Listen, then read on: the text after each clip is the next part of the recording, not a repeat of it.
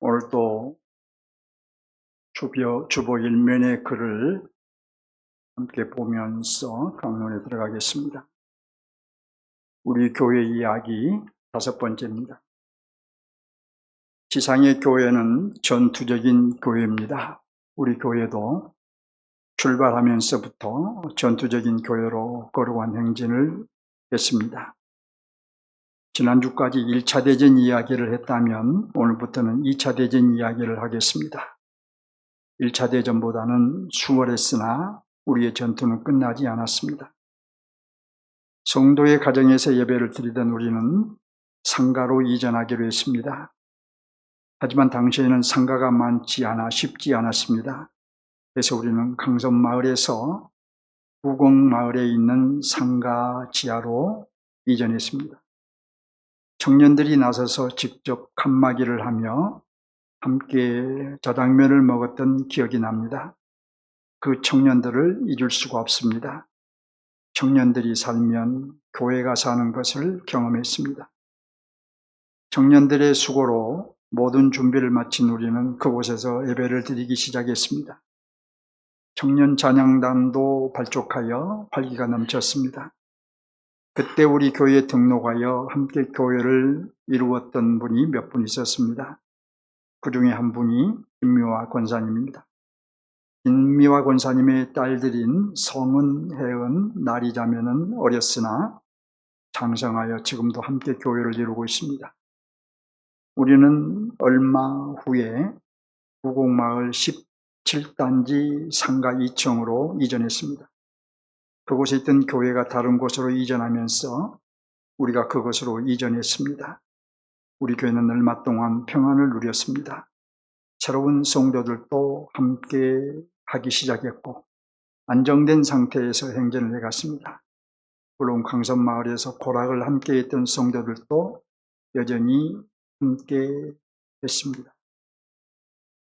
우리 교회가 이렇게 강선마을 시대를 마치고 구곡마을 시대를 열었습니다. 그 이후에 또 어떤 일들이 있었는가? 모두에서 첫 문장에서 말씀드린 대로 우리 교회는 계속 전투적인 교회로 살아가야 했고 그것이 곧 하나님이 우리를 인도하시는 방식이었다면, 길이었다면 우리에 대한 하나님의 뜻이 분명 있었으리라 생각을 합니다. 그것 또한 같이 한번 생각해 볼 수 있기를 바랍니다. 먼저 이제 오늘 볼 본문에 들어가기 전에 11장까지의 구조를 좀 말씀드리겠습니다. 요한은 1장부터 3장까지 여기에서 땅의 환상을 말하고 나서 4장부터 11장까지는 이제 하늘의 환상을 말합니다. 그 하늘의 환상을 말하는 중에 4장과 5장은 하늘 성전에 대한 환상입니다. 4장은 그 중에서도 하나님께 초점이 맞추어져 있고 5장은 예수 그리스도께 초점이 맞추어져 있습니다. 오늘은 하나님과 천상의 교회에 대해 말씀을 드리겠습니다. 이러한 구조를 여러분의 성경에 좀 이렇게 메모를 해두시면 도움이 될 겁니다. 본문으로 들어갑니다. 본문은 이제 하늘 성전에 대한 환상입니다. 요한은 환상 중에 하늘 성전으로 올라간 것입니다. 1절은 환상의 도입부라고 말할 수가 있죠. 1절을 보시면 이 일 후에 라는 말씀으로 시작을 하죠. 이 일 후에라는 이 말씀은 요한계시록에 모두 4번 나옵니다. 이 말씀은 역사적 시간 순서를 말하는 것 같이 보이지만 사실은 요한이 경험한 환상의 순서를 말하고 있습니다. 만일 이 일 후에라는 말이 역사적 시간 순서라고 하면 그리스도께서 소아시아 7교회에 말씀하시고 나서 그 다음에 하늘 성전에서 예배를 드린 것이라는 말이 되어버립니다. 하지만 그리스도께서 소아시아 교회에 말씀하시기 전부터 하늘 성전에서는 천상교회가 예배를 드리고 있었던 것입니다. 반면에 이 일 후에라는 말이 요한이 경험한 순서라고 하면 요한은 그리스도께서 소아시아 교회에 말씀하시는 그 환상을 보고 그 다음에 이어서 하늘 성전에서 예배드리는 환상을 본 것이라는 말이 됩니다. 요한은 자신이 경험한 환상을 기록하면서 이 사건에서 저 사건으로 또는 이 장면에서 저 장면으로 넘어갈 때에 이 일 후에라는 말을 사용하곤 했던 것이에요. 그럼에도 한국교회는 인류 역사 내에서 일어날 일들을 순서대로 기록해 놓은 것으로 이해하는 이들이 많이 있습니다. 그러면서 이 일 후에라는 말이 바로 시간 순서라고 말하는 이들이 있는데 그건 요한계시록에 대한 이해가 상당히 부족한 주장입니다. 이제 본문 1절 봅니다. 근데 본문 1절은 이런 그림이에요. 그림을 한번 그려보세요. 1장 17절을 보면 요한은 환상 중에 그리스도 앞에 엎드렸습니다. 환상 속에서 그리스도 앞에 엎드렸고 그리스도는 오른손을 요한의 머리 위에 얹고 말씀하셨습니다. 그 말씀이 바로 2장과 3장에 기록된 소아시아의 교회에게 주신 말씀이에요. 요한은 그리스도의 말씀이 끝나자 2장과 3장 말씀이 끝나자 일어나 머리를 들었어요. 그런데 지금까지 말씀하신 그리스도는 보이지 않고 하늘에 열린 문이 있는 것을 봤습니다. 그와 동시에 한 음성을 들었습니다. 이리로 올라오라. 이후에 마땅히 일어날 일들을 내가 내게 보이리라. 자, 보세요. 언제 일어날 일들을 보여주겠다고 하신가요? 이후에 마땅히 일어날 일들을 보여주겠다고 하시죠. 대체 무슨 일들을 보여주겠다는 의미일까요? 계시록은 시간 순서대로 기록한 말씀이 아니기에 이미 그리스도를 통해서 이루어진 일들과 미래에 이루어질 일들을 보여주시겠다는 의미입니다. 즉 그리스도의 인류 구원 사건과 그로 인해 탄생한 교회와 또 교회의 거룩한 행진과 또 교회의 영적인 싸움과 그리고 그리스도의 재림과 그리고 그리스도의 재림 이후에 일어날 일들을 다 보여주겠다라는 말씀이에요. 그런데 지금 말씀드렸던 그 모든 일들은 먼저 하늘에서 결정이 되고 그 다음에 땅에서 시행되는 일들입니다. 그러니 이미 일어난 인류의 구원과 또 교회의 탄생과 교회의 핍박도 결국 하나님의 주권하에서 일어난 일들인 것이죠. 물론 앞으로 일어날 그리스도의 재림과 또 하나님 나라의 완성도 하나님의 주권하에서 일어날 일들입니다. 요한은 1절에서 이리로 올라오라고 한 그 환상 그대로 환상 중이에요. 하늘로 이동을 했습니다. 그 몸이 실제로 하늘로 이동했다는 말이 아니에요. 환상 중에 이동을 했어요. 그래서 환상 중에 하늘로 올라가서 하늘 성전과 천상교회가 드리는 예배를 보았습니다. 2절을 봅니다. 요한은 곧 성령에 감동되었더니라고 하죠. 이는 성령 안에서 하늘로 올라가 환상을 보게 되었다는 의미예요. 먼저 요한은 하늘 성전에서 무엇을 보았나요? 하늘에 보좌를 베풀고 그 보좌 위에 앉으신 이를 보았다고 하죠. 하나님의 보좌와 그 보좌에 앉으신 하나님을 보았다는 의미입니다. 자, 이 말을 여러분도 문자적으로 이해하면 안 돼요. 보세요. 요한이 환상으로 보좌와 그 위에 앉으신 이를 본 것은 사실이에요. 환상 중에 본 것은 사실이에요. 환상 속에서 보좌에 앉으신 하나님을 보았어요. 그러나 이는 실제로 하늘에 보좌가 있고 하나님이 그 보좌에 앉아 계신다는 의미가 아닌 것입니다. 생각해 보세요, 여러분.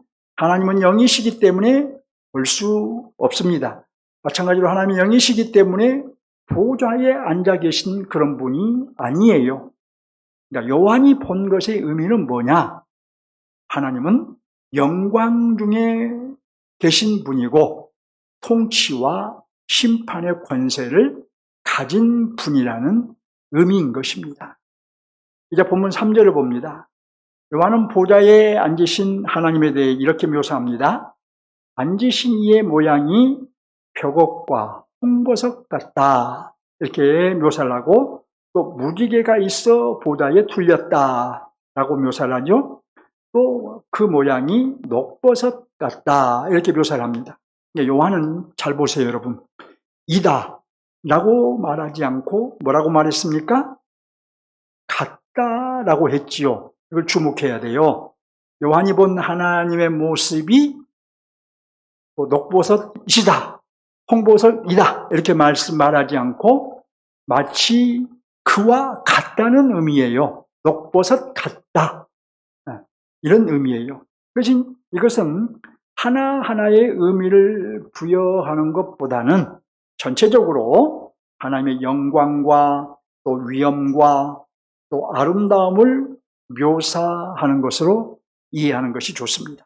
아무튼 요한은 환상 중에 하늘 성전에 임재하여 계신 하나님을 보았던 것입니다. 요한은 또 다른 보좌를 보았습니다. 하나님의 보좌 주변에 여러 개의 보좌들이 둘려 있는 것을 보았습니다. 하나님의 보좌가 있고 그 보좌에 둘려 있는 보좌들을 보았어요. 자, 그러면 그 보좌들은 무슨 보좌일까요? 4절을 보실까요? 또 보좌에 둘려 24 보좌들이 있고 그 보좌들 위에 24 장로들이 흰옷을 입고 머리에 금관을 쓰고 앉았더라. 요한은 하나님의 보좌 둘레에 24개의 보좌들이 있는 것과 또 그 보좌에 앉아있는 24 장로들을 봤습니다. 그런데 24 장로들은 어떤 모습이었는가요? 흰옷을 입고 머리에 금관을 쓰고 앉았더라 이렇게 말하죠. 자, 그런데 하나님의 보좌와 24 장로들의 보좌가 다르다고 말하지 않습니다. 동일한 보좌였어요. 이것은 이미 3장 21절에서 암시했습니다. 이기는 그에게는 내가 내 보좌에 함께 앉게 하여 주기를 내가 이기고 아버지 보좌에 함께 앉는 것과 같이 하리라. 여기에서 장로들이 보좌에 앉아있고 흰옷을 입고 머리에 금관을 쓰고 있다 함은 그들이 바로 이긴 자들, 곧 승리한 자들이라는 의미예요. 아무나 그 보좌에 앉는 것이 아니에요. 24 보좌에 앉는 것이 아니에요.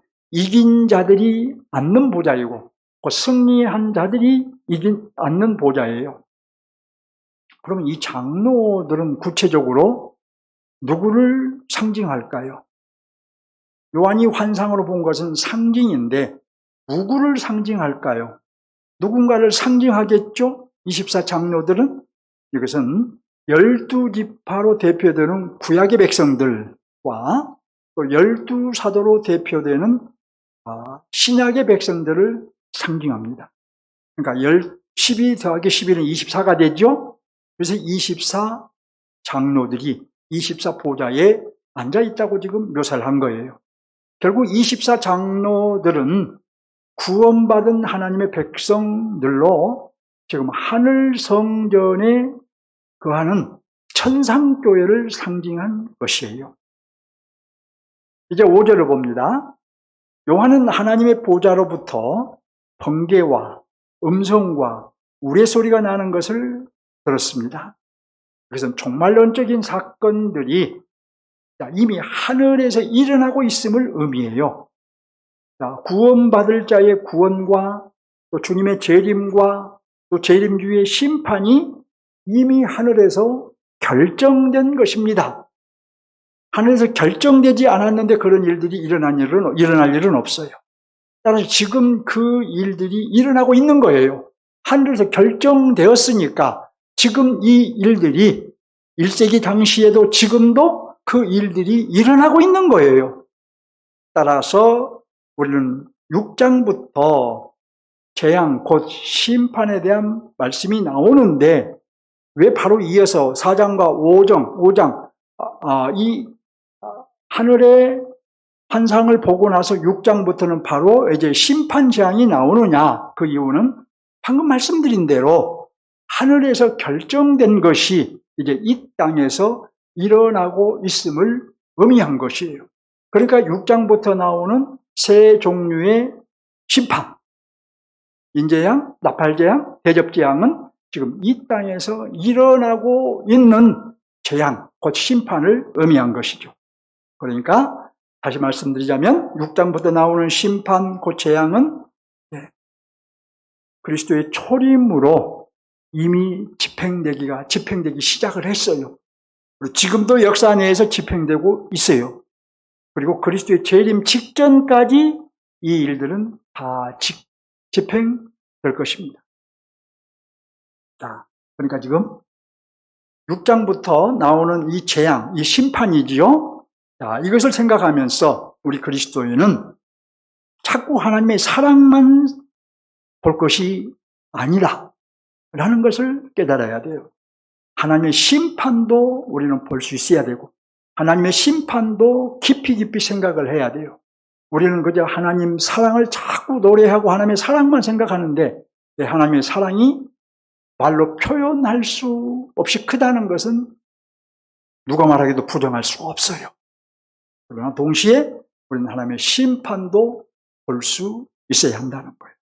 하늘 보좌로부터 울려 퍼지는 번개와 음성과 우레소리를, 그 심판을 우리 자신도 듣고 또 우리 자신도 들어서 각성하고 우리 자신도 들어서 벌떡 정신을 차리고 불신자들도 듣고 돌이키도록 우리가 도와야 된다는 거예요. 지구상에서 일어나고 있는 모든 불행할 일들을 우리는 사람의 관점으로 볼 것이 아니죠. 지금도 집행되고 있는 하나님의 재앙, 심판으로 보아야 합니다. 가령 이 지구상에는 전쟁이 끊어질 날이 없었어요. 지금 이 지구는 언제 핵으로 인해 폭발되어 버릴지 알 수가 없어요. 이 모든 것들은, 이 불행한 일들은 우리가 사람의 관점으로 보아서 저들이 공산주의자들이니까 저들이 지금 세계 패권을 두고 지금 싸우고 있어서 핵을 만들고 자기를 보호하기 위해서 핵을 만들고 있다. 이런 어떤 관점에서만 볼 것이 아니라 지금도 집행되고 있는 하나님의 재앙으로, 심판으로 보아야 하는 거예요. 자, 또 요한은 보좌 앞에 등불 7이 있는 것을 보았는데 요한은 그것이 하나님의 7영이라고 단언합니다. 단언적으로 말을 해요. 이는 하늘에서 결정된 심판과 성도들의 구원이 완성되기까지 성령께서 주장하실 것을 의미합니다. 성령은 지금 주님의 재림을 선포하게 하여 구원받을 자는 구원받게 하고 심판받을 자는 심판에 이르게 하십니다. 이미 하늘에서 결정된 일이 차질 없이 집행되도록 하신 거예요. 그러니까 성령을 7영이라고 말하는 것은 성령의 사역이 완전하고 부족함이 없는 사역이라는 의미예요. 왜냐하면 이 7이라는 숫자는 완전과 또 전체를 상징하는 숫자이기 때문입니다. 6절을 봅니다. 지금 우리가 한 절 한 절 관찰하면서 보고 있지만 이 말씀이 결코 쉬운 말씀이 아니라는 것, 여러분이 지금 제가 해석을 해드려도 이해하는 부분이 있고 이해하지 못한 부분도 있을 거예요. 잘 관찰하면서 보시고 여러분이 성경을 집에 가서 다시 하나 한 절 한 절 살피면서 깨닫기를 바랍니다. 6절을 보면은 하나님의 보좌 앞에는 이제 하나의 바다가 있어요. 그런데 수정과 같은 유리 바다가 있다고 합니다. 수정과 같은 유리 바다. 요한이 본 것은 여러분 수정과 같은이라고 말하죠. 마치 바다 같은 것을 보았어요. 바다를 본 것이 아니에요. 바다 같은 것을 보았는데 그 바다와 같은 것은 수정과 같고 유리와 같았다는 의미예요. 자, 여기는 이 바다라고 말할 때에 구약의 배경이 있어요. 이것은 홍해 바다를 묘사한 것으로 보여요. 잘 보세요. 홍해 바다는 어떤 바다였습니까? 바로의 병사들을 아주 사납게 삼켜버렸어요. 그런데 바로의 군대를 삼켜버린 후에는 아무 일도 없었다는 듯이 고요했습니다. 바로 요한은 이러한 홍해 바다, 그 이미지를 배경으로 하나님의 보좌 앞에 있는 그 어떤 것을 바로 수정과 같은 유리바다라고 묘사한 것이에요. 그리고 이 수정과 같은 유리바다가 하나님의 보좌 앞에 있다는 것은 홍해바다가 바로의 군사를 성나게 삼켜버리고 그리고 나서는 조용히 아무 일도 없었다는 것이 있는 것처럼 하나님의 심판과 통치를 의미한 것이에요. 그리고 그 결과는 거룩과 조화와 질서라는 의미입니다. 자, 이것은 곧 하나님 나라와 그 안에 있는 교회는 어떠해야 되는가? 거룩과 질서와 조화가 특징이 되어야 된다는 것이에요. 오늘의 교회가 어떤 점을 특징으로 가져야 되느냐? 거룩과 질서와 그리고 조화를 특징으로 가져야 돼요. 누군가가 우리 교회를 보고 또 우리 스스로 우리 교회를 생각할 때 우리 교회는 거룩한 교회야, 우리 교회는 질서가 있는 교회야, 우리 교회는 조화를 이루고 있는 교회야 라고 말할 수 있어야 돼요. 자, 또 보좌 가운데와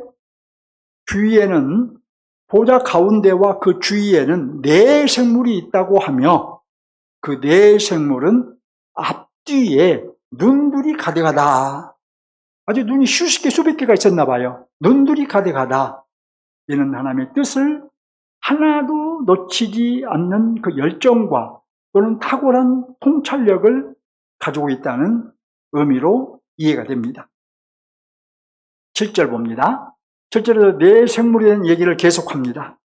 첫째 생물은 사자 같고, 둘째 생물은 송아지 같고, 셋째 생물은 얼굴이 사람 같고, 넷째 생물은 날아가는 독수리 같다고 합니다. 네 생물의 모양이 다 달라요. 근데 여기 네 생물은 가만히 보면은 각 분야에서 가장 탁월한 피조물들입니다. 사자는 맹수 중에서 가장 강한 짐승이고, 독수리는 날짐승 중에서 가장 위압적이고, 소는 가축 중에서 가장 소중하게 사용되고, 사람은 만물의 영장이라고 합니다. 결국 이 네 생물은 모든 피조물을 대표적으로 상징한 것이에요. 자, 이렇게 모든 피조물을 상징하는 네 생물이 지금 보좌를 둘러싸고 있어요. 하나님의 보좌를 둘러싸고 있어요. 자, 이것은 그들의 목적이 무엇인가를 말해준 거예요. 그들의 목적은 하나님의 뜻을 이루는 것이고 하나님을 예배하는 것임을 의미합니다. 결국 모든 피조물의 목적은 하나님의 영광을 드러내는 데 있다는 것입니다. 8절을 볼까요? 네 생물은 각각 6개의 날개를 가졌다고 합니다. 그 안과 주위에는 눈들이 가득하다고 합니다. 네 생물은 그 가득한 눈으로 세상을 두루두루 살펴서 하나님의 뜻이 착오 없이 이루어지게 할 것이, 그 네 생물들은 하나님의 명령을 아주 신속하게 집행할 것입니다. 하늘에서 결정된 하나님의 일들을 신속하게 집행할 거예요. 그래야 하나님의 영광이 충만하게 할 것입니다. 네 생물의 목적은 궁극적으로 하나님의 영광을 드러내는 것인데, 그래서 6날개 안과 밖으로 가득한 눈으로 살펴서 하나님의 뜻이 즉시 이루어지도록 합니다. 또 어떻게 하나님의 영광을 드러낼까요? 본문 8절 하반절 볼까요? 그들이 밤낮 쉬지 않고 이르기를 거룩하다, 거룩하다. 주 하나님 곧 전능하신 이여. 전에도 계셨고 이제도 계시고 장차 오실 이시라. 내 생물은 하나님의 거룩하심과 전능하심과 또 영원하심을 찬양하는 방식으로 하나님의 영광을 드러내고 있습니다. 우리가 내 생물들을 통해서 그러므로 분명히 해야 할 것은 모든 피조물들은 하나님의 영광을 위해 존재한다는 것입니다. 특별히 구속받은 하나님의 백성들은, 곧 저와 여러분은 우리 자신들의 존재의 목적이 뭐냐? 우리 자신들의 존재의 목적이 하나님의 영광에 있다라는 것을 분명히 해야 돼요. 우리의 존재의 목적이 다른 데 있지 않습니다. 우리 자신을 위해 있지 않습니다. 하나님의 영광을 위해 있는 거예요. 우리의 전 존재를 통해서 하나님의 영광을 드러내야 합니다. 또 우리는 하나님의 거룩하심과 전능하심과 영원하심을 역시 찬양해야 합니다. 또한 내 인생과 내 삶이 거룩하시고 전능하시고 영원하신 하나님을 반사하는 삶, 반사하는 존재가 되어야 할 것입니다.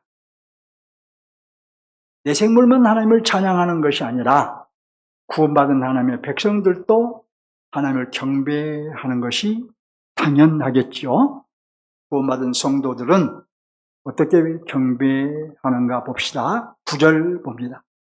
그 생물들이 보좌에 앉으사 세세토록 살아계시는 하나님께 영광과 존귀와 감사를 드립니다. 그때에 24장로들은 어떠했을까요? 10절 봅니다. 24장로들이 보좌에 앉으신 이 앞에 엎드려 세세토록 살아계신 하나님께 경배했다고 하죠. 여기 24장로는 아까 말씀드린 대로 친구에게 구원받은 성도들을 대표합니다. 이미 이 땅에서 이기는 자로 살다가 주님 앞에 간 천성의 교회들, 천성의 교회입니다. 바로 그들이 보좌에 앉으신 하나님 앞에 엎드려서 세세토록 살아계신 하나님께 경배했다는 거예요. 그리고 경배하면서 자기의 관을 보좌 앞에 드렸다. 이렇게 말하죠. 그러면서 또 뭐라고 하느냐. 11절을 보면 우리 주 하나님이여 영광과 존귀와 권능을 받는 것이 합당하오니 이렇게 말합니다. 자, 여러분 여기 우리 주 하나님이여 영광과 존귀와 권능을 받는 것이 합당하오니 우리 그리스도인들은 이것이 너무나 장로님들이 기도하면서 이런 말을 하면 은혜가 되지요. 또 설교하면서 목사가 이런 말을 하면 은혜가 되죠. 그런데 여러분 사실 당시에 이 말은 로마의 황제에게나 했던 말이에요. 로마의 황제에게. 특별히 우리 주 하나님이라는 말은 당시에 도미티안 황제를 경배할 때 쓰는 말이었습니다. 물론 소아시아의 성도들도 로마의 황제를 우리 주 하나님으로 숭배할 것을 강요받았죠. 그러나 24장로들은 보좌에 앉으신 하나님을 향해 우리 주 하나님이라고 경배를 했어요. 요한은 소아시아 성도들에게 사람들의 경배를 받으실 분은 도미티안 황제가 아니라 로마의 황제가 아니라 영광 중에 계신 하나님이심을 분명히 한 거예요. 그 이유가 뭘까요? 그 이유가 분명히 있겠죠? 11절 중반절 보면 주께서 만물을 지으신지라고 합니다. 원어 성경을 보면 이 말씀은 왜냐하면으로 시작을 해요. 하나님이 우리 주 하나님이신 이유는 주께서 만물을 지으셨기 때문이라는 말이죠. 하나님이 창조주이시기 때문에, 만물을 지으신 창조주이기 때문에 하나님만이 경배를 받는 것이 합당하다는 것입니다. 11절 하반절에서 말한 것처럼 만물이 주의 뜻대로 있었고 또 지으심을 받았기 때문에 하나님만이 우리 주 하나님이시며 홀로 경배 받으시기에 합당하신 분이라는 것입니다. 본문을 이렇게 여러분과 함께 살피면서 설명을 드렸습니다. 교우 여러분, 사도 요한이 이 11절을 통해서, 4장을 통해서 강조한 것은 무엇일까요? 사도 요한은 소아시아의 성도들에게 분명히 했습니다. 하나님은 이제도 계셨고, 이제도 계시고, 전에도 계셨고, 또 장차 오실 분으로 지금 하늘 성전의 보좌에 앉아 계시며 천상교회의 예배를 받고 계시며 성도들의 주 하나님이심을 분명히 한 것이죠. 이제도 계시고 전에도 계셨고 앞으로 오실 분이고 지금 하늘 성전에 앉아 계시면서 천상교회의 경배를 받고 계시며 그래서 성도들이 하나님을 향해 주 하나님이라고 경배한다, 또 경배해야 된다는 것을 분명히 한 거예요. 근데 여러분, 이 천상교회는 이미 이 땅에서 살다가 주님 앞에 간 자들만 이 천상교회를 이루고 있는 것이 아니라 우리들이 속한 교회입니다. 저와 여러분이 속한 교회예요. 자, 지금 우리는 이 땅에서 지상교회로 살고 있죠. 구체적으로 오늘의 교회의 성도로 살아가고 있지요. 그러나 동시에 우리는 지금 천상에서 천상교회로 살고 있는 거예요. 분명 우리의 몸은 이 땅에 있는데 이곳에 두 발을 딛고 오늘의 교회에서 하나님을 섬기고 있는데 우리는 지금 동시에 천상교회에 속해서 천상에서 하나님을 예배하고 있는 거예요. 자, 그래서 사도 바울은 말합니다. 허물로 죽은 우리를 그리스도와 함께 살리셨고 또 함께 일으키사 그리스도 예수 안에서 함께 뭐라고 말하느냐? 하늘에 앉히시니 이렇게 말해요. 구원받은 우리는 이미 하늘 보좌에 앉힘을 받았어요. 따라서 우리는 지상교회에 속해 있지만 동시에 천상교회에도 속해 있는 거예요. 그러니까 요한이 저와 여러분에게 강조한 것은 무엇일까요? 이제 우리에게, 이 시대의 우리에게, 저와 여러분에게 강조한 것. 실제로 저와 여러분이 섬기는 하나님이 어떤 분이냐? 저와 여러분의 예배를 받으시는 하나님이 어떤 분이냐? 영원 전부터 영원까지 계시며 지금은 보좌에 앉아 계신 분이다. 하늘 보좌에 앉아 계신 분이다. 둘째로 저와 여러분은 보좌에 앉으신 하나님을 예배하는 지상교회이자 동시에 천상교회라는 거예요. 자, 우리가 교회인데 우리는 지상교회임과 동시에 천상교회라는 거예요. 셋째로 그런즉 소아시아의 어떤 성도들처럼 타협하거나 상황윤리를 인정하거나 우상을 섬기지 말라는 거예요. 타협하거나 상황윤리를 인정하거나 또 우상을 숭배하는 자들은 이 천상교회로 이제 말씀드리겠지만 옮겨질 수가 없었을 거예요. 또 옮겨지는데 많은 지장을 받았을 거예요. 장애가 있었을 거예요. 우리는 그런 자들이 되지 말라는 거예요. 타협하지 말라는 거예요. 어떤 문제에 어떤 상황 앞에서 상황윤리를 인정하지 말라는 거예요. 또 우상을 숭배하지 말라는 거예요. 만몬신을 섬기지 말라는 거예요. 이 시대의 우상은 돈이죠. 돈을 우상으로 섬기지 말라는 거예요.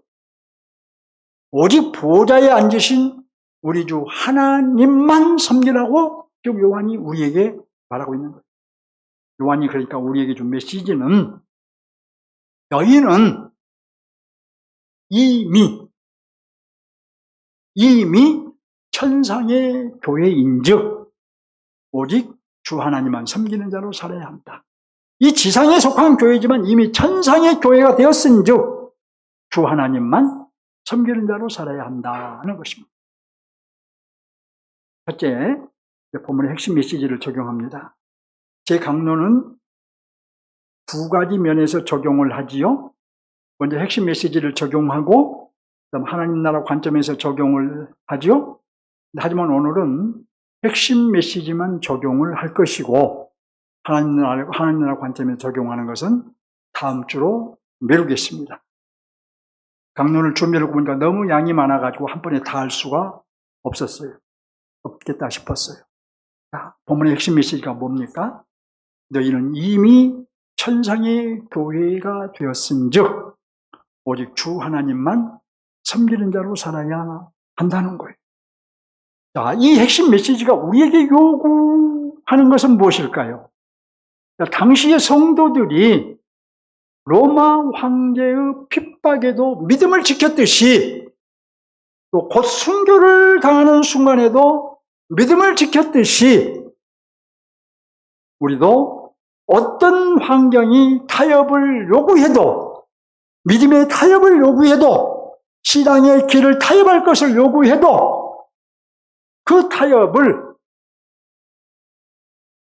거부해야 된다는 메시지요. 타협을 하지 말고 단호하게 거부해야 된다라는 메시지예요. 그것이 바로 너희는 천상의 교회인즉 주 하나님만 섬기는 자로 살아야 된다는 메시지가 우리에게 요구하는 거예요. 자, 또 상황윤리가 요구되어도 우리는 사실 종종 상황윤리 앞에 서요. 이 상황윤리가 때로는 유연성을 주기도 하지만 우리의 삶 속에서는, 그러나 이 영적인 면에서, 신앙적인 면에서는 우리의 독입니다. 신앙생활이 독이에요.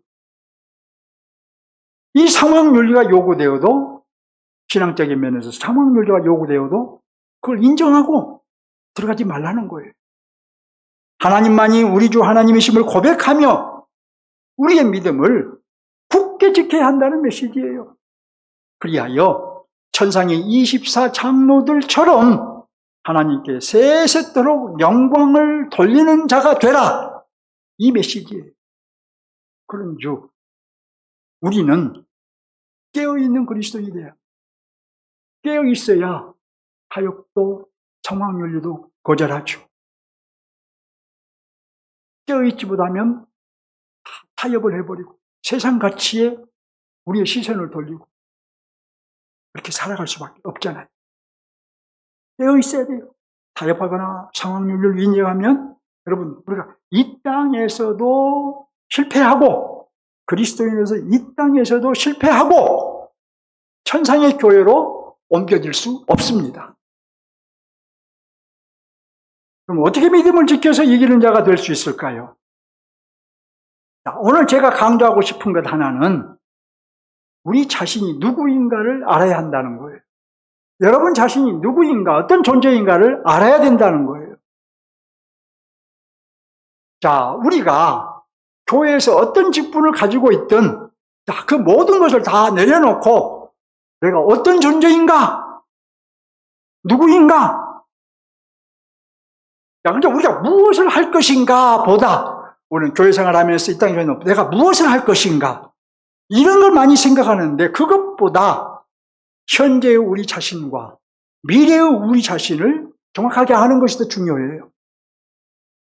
현재의 우리 자신과 미래의 우리 자신을 정확하게 알면 우리가 더욱 믿음을 지켜서 영이 이기는 자가 될 것입니다.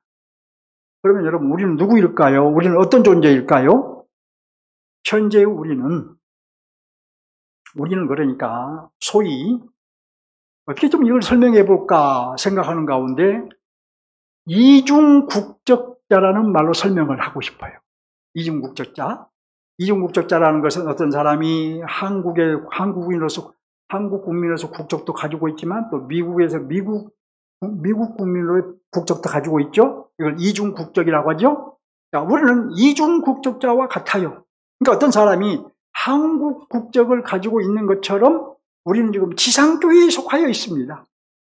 근데 그 사람이 또 미국 국적을 가지고 있는 것처럼 그와 같이 우리는 또 천상교회에도 속해 있어요.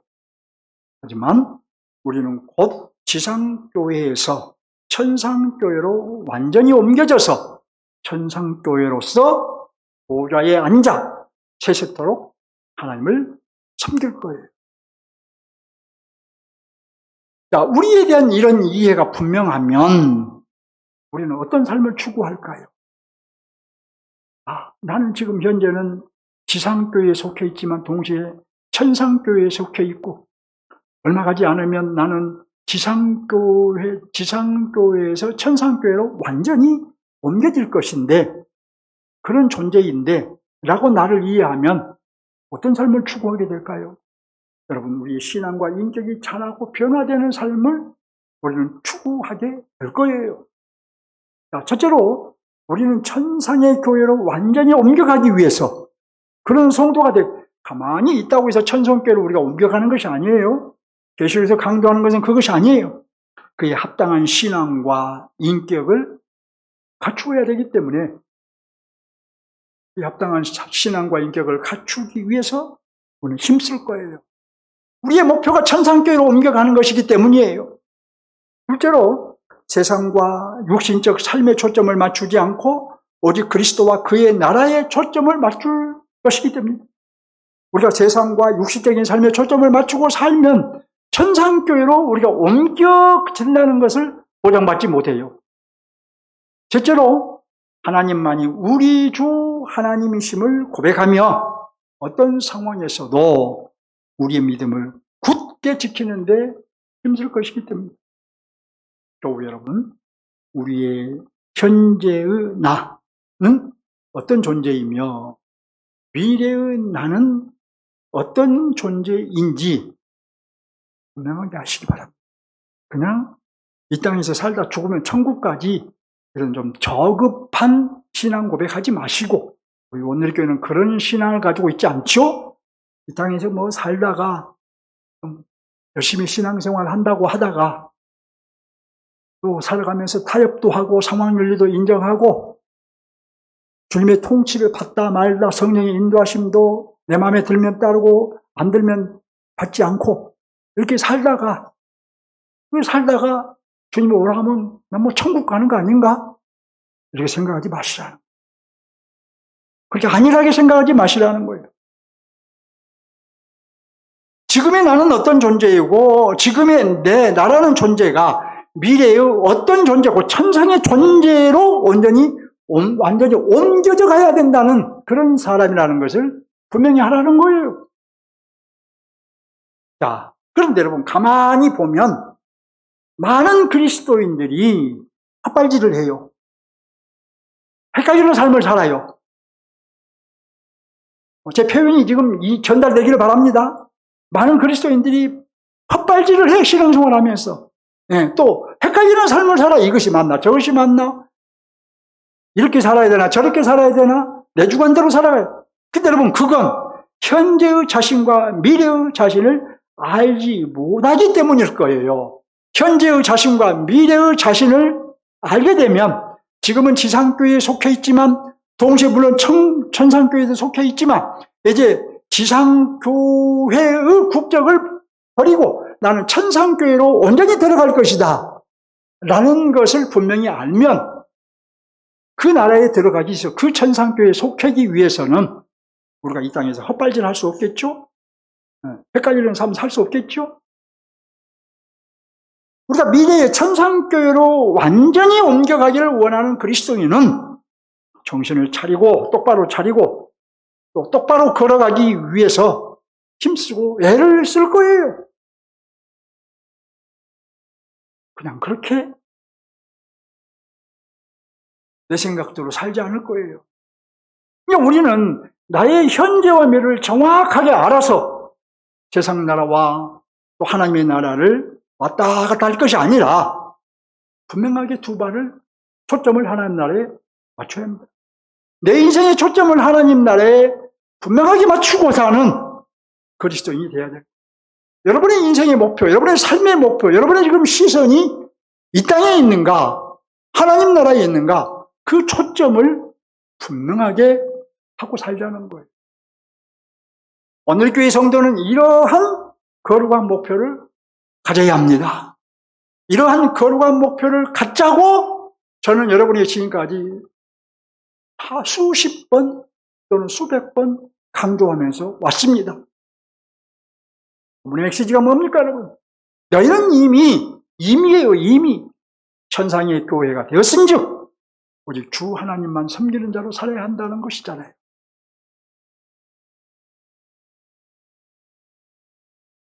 하나님 나라 관점에서 적용하는 것을 다음 주로 미루겠다고 했죠? 그래서 말씀을 맺겠습니다.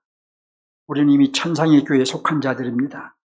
지금은 이 땅에서 지상교회로 살고 있지만 이미 천상의 교회에도 속하여 있어요. 우리는 이 점을 분명히 이해하고 지금 이곳에서부터 주 하나님만 섬겨야 되겠죠. 세상이 타협을 요구하고 상황윤리를 인정하라고 요구해도 그것들을 단호하게 거절하고 주 하나님만 섬겨요. 그렇지 않으면 천상의 교회로 옮겨질 수 없습니다. 자, 이제 이쯤에서 결론 부분이지만 이쯤에서는 생각해야 될 것이 목사님 예수 믿으면 다 천국 주님 앞에 가는 거 아닌가요? 다 구원받은 거 아닌가요? 자, 원론적으로 맞습니다. 그런데 보세요. 우리는 전에도 한 두어 번 말씀을 드렸어요. 언약 백성으로서 구약 백성이 언약 백성이어서 그들이 하나님의 백성이었듯이 오늘날 우리가 그리스도 안에서 새 언약 백성이기 때문에 언약 백성으로서 우리는 전체적인 면에서는 구원을 받습니다. 우리는 전적인 면에서 구원받는다라고 말할 수 있어요. 하지만이에요. 개인적인 면에서는 달라요. 전체적으로는 구원받았다고 말했지만 개인적인 내 개인의 문제로 돌아와서 보면은 다를 수 있다는 거예요. 나더러 주여 주여 한다고 다 천국에 들어가는 것이 아니라고 주님이 말씀하셨기 때문이에요. 우리 개인으로 돌아와 보면 내가 주여 주여 한다고 나도 역시 예외 없이 천국에 들어갈 거야 라고 주님이 말씀하지 않았어요. 하나님의 뜻대로 살아야 천국에 들어간다고 말했어요. 하나님의 뜻대로 살아야 완성된 하나님의 나라에 들어간다는 거예요. 나더러 주여 주여 한다고 천성의 교회가 되는 것이 아니에요. 천성의 교회에 들어가는 것이 아니에요. 이 땅에서는 지상교회로 지금 살고 있지만 과연 천상의 교회로 완전히 옮겨갈 것인가 하는 것은 나더러 주님을 우리가 주여 주여라고 부른다고 들어가는 것이 아니라 아버지의 뜻대로. 예수님께서 아버지 뜻이 무엇이겠습니까? 타협하지 않고, 소아시 7교회를 보면 타협하지 않고, 상황윤리를 인정하지 않고, 경제공동체 속에서 우상숭배하지 않고, 믿음을 지키고, 이런 것들이 하나님의 뜻이잖아요. 그렇게 살아야 천상의 교회에 완전히 우리가 옮겨갈 수 있다. 그러니 인생을 마감하는 그날까지 구원받았다고 안심하지 말고 나는 목사니까, 나는 장로니까, 집사니까, 나는 구원받았어. 나는 성도니까, 나는 주일 잘 지키고, 나는 11조 생활도 하고, 그러니 나는 구원받았어. 물론 한편으로 우리가 그렇게 위로를 받고 잘해야죠. 그런데 안심은 안 된다는 거예요. 긴장의 끈을 놓으면 안 된다는 거예요. 그러지 말고 아직은 우리가 완성된 구원에 들어가지 않았다는 사실을 꼭 기억하셔서, 잊지 마시고 기억하셔서 천상의 교회로 완전히 옮겨져가는 그날까지, 인생의 마지막 날까지 주님 붙잡고 믿음 지키며 살아야 된다는 것 잊지 마시라. 아멘.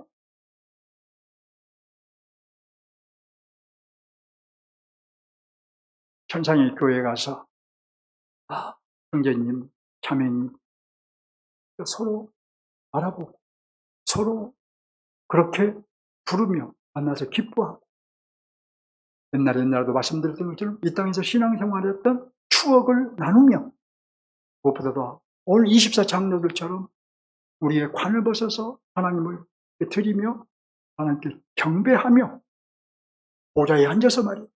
주님의 보좌에 그 보좌에 우리를 앉아주신다 했죠. 그 영광스러운 교회로 우리가 살아갈 수 있어야 되지 않겠습니까? 이것이 우리의 목표잖아요. 이 목표를 이루지 못하면 이 땅에서 우리가 오늘도 신앙생활 한 이유가 없잖아요. 이 목표에 우리가 반드시 도달해야 되잖아요. 그러니 지금 내가 구원받았다고 안심하지 말고, 위로는 받고 우리가 확신을 갖되, 그렇다고 안심은 하지 말고 깨어서 우리가 천상의 교회, 그 나라 그 천상의 교회에 완전히 우리가 들어가기까지 그 사실을 꼭 기억하자는 것. 한순간도 잊으면 안 된다는 것. 이 말씀을 오늘 말씀을 통해서 분명하고 확고하게 하셔서 여러분의 믿음 생활이 바뀌길 바랍니다. 우리의 믿음과 우리의 신앙이 자랄 수 있도록, 성장할 수 있도록 거기에 초점을 맞추시기 바랍니다.